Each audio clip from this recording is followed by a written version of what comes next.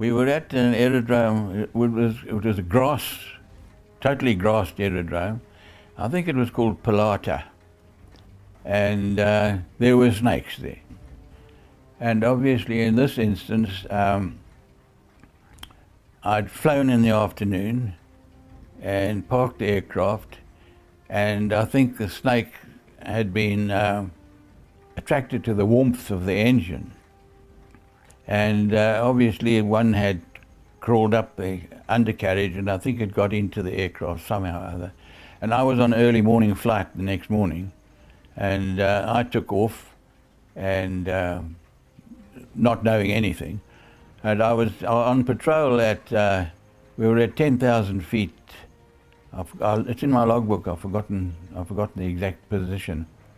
But I was on patrol, and of course looking around the sky most of the time, but always had to glance at the instrument panel to check engine and performance.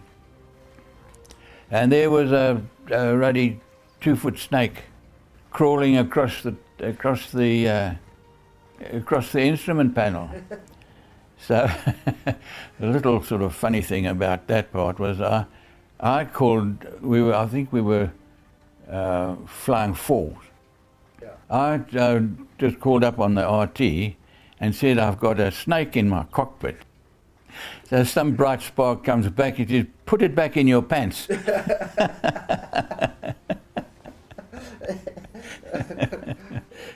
So after a joke there, it wasn't all that funny, but then I had leather flying gloves on.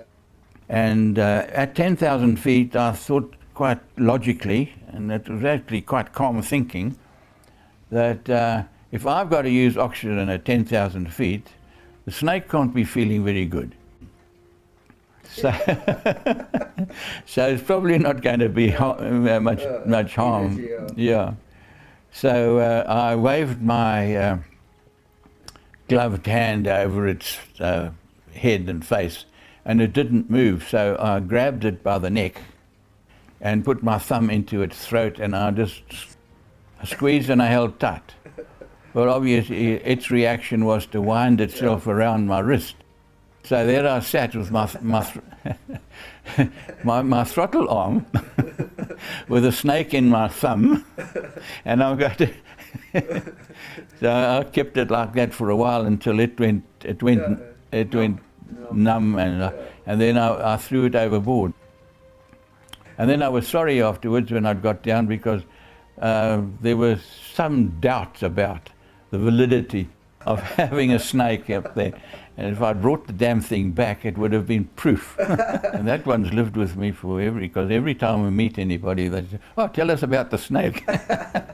And it was one of the minor episodes in my life.